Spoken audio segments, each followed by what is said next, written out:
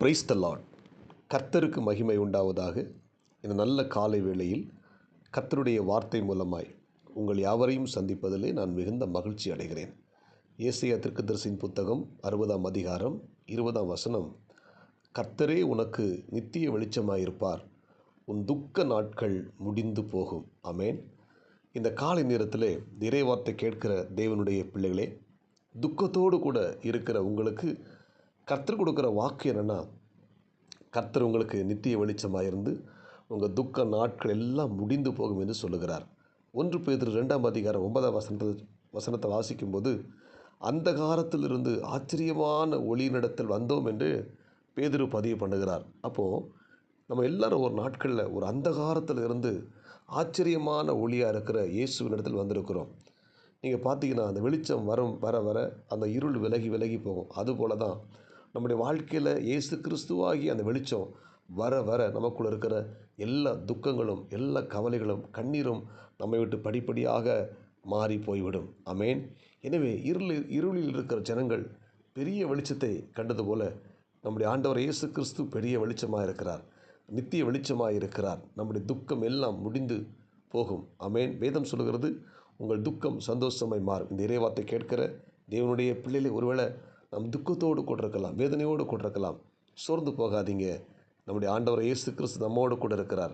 நம்முடைய துக்கத்தை எல்லாம் மாற்றி நம்முடைய வாழ்க்கையில் மிகப்பெரிய சமாதானத்தையும் மகிழ்ச்சியும் கொடுக்க நம்முடைய தேவன் வல்லமை உள்ளவராக இருக்கிறார். ஆமேன். எலிசாவின் நாட்களில் கடன் வாங்கி அதை அடைக்க முடியாமல் மரித்து போன ஒரு ஊழியக்காரன், அவனுடைய மனைவி 2 பிள்ளைகள். இப்போ கடன் கொடுத்தவங்க அவனுடைய பிள்ளைகளை அடிமையாக்க வந்துட்டாங்க.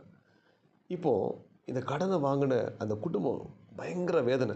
நீங்கள் பாருங்கள், இன்றைக்கி எத்தனையோ குடும்பத்தில் கடன் வாங்கி அதை அடைக்க முடியாமல் தற்கொலைக்கு நேராக எத்தனையோ குடும்பங்கள் போய் கொண்டிருக்கிறாங்க. நான் இந்த இறைவார்த்தை கேட்குற தேவனுடைய பிள்ளைகளை, நாம் யாரும் அந்த முடிவு எடுக்க வேண்டாம். கடன் வாங்கியிருக்கலாம், கடன் அடைக்க முடியாமல் இருக்கலாம், ஆனால் ஏசப்பா நம்ம கூட இருக்கிறார். நீங்கள் சோர்ந்து போகாதீங்க.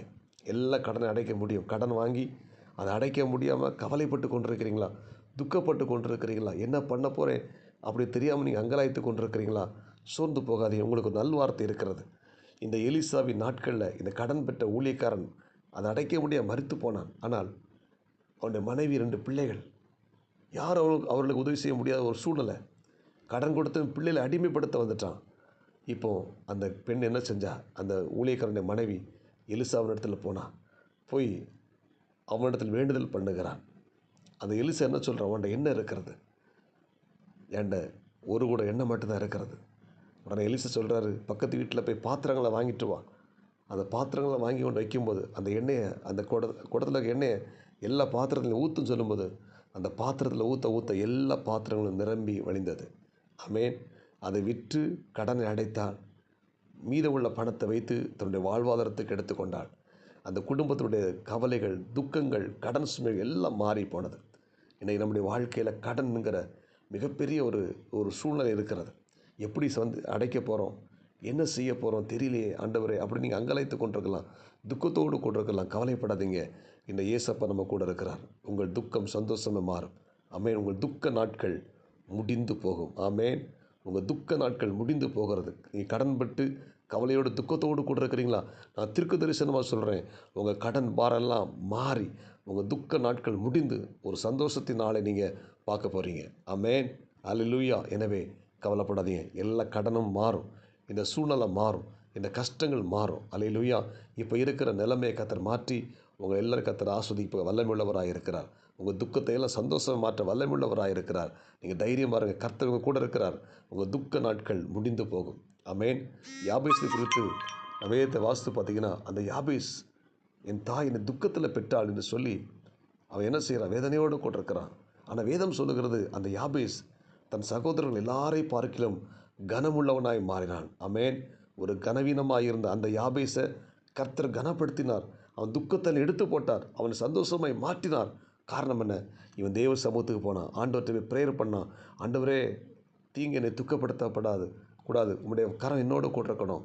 ஆண்டவரே, என் எல்லையை விரிவாக்கும், உமது கரம் என்னோடு கூட இருக்க வேண்டும் என்று சொல்லி அவன் தேவ சமூகத்தில் ஜெபித்தான். ஆண்டவர் அவன் துக்கத்தை எல்லாம் மாற்றினார். இந்த காலை வேளை இறைவார்த்தை கேட்கிற தேவனுடைய பிள்ளை, துக்கத்தோடு கொண்டிருக்கிறீங்களா? கவலைப்படுறீங்க, நீங்கள் ஆண்டுகிட்ட போய் ஜெபம் பண்ணுங்க. வேத வசனங்கள் எடுத்து படிங்க. கர்த்தர் உங்களுக்கு துக்கத்தெல்லாம் மாற்றி இந்த புதிய நாளில் அற்புதங்கள் செய்வார், அதிசயங்கள் செய்வார். நான் தீர்க்க தரிசனம் சொல்கிறேன். கடன் பாரத்தோடு கூட இருக்கிறீங்களா? துக்கத்தோடு இருக்கிறீங்களா? கவலைப்படாதீங்க. உங்கள் துக்கத்தை எல்லாம் ஆண்டவர் மாற்றி உங்களை ஆஸ்வதிக்க போகிறார். உங்கள் துக்க நாட்கள் முடிந்து போகும். ஜெபிப்போமா?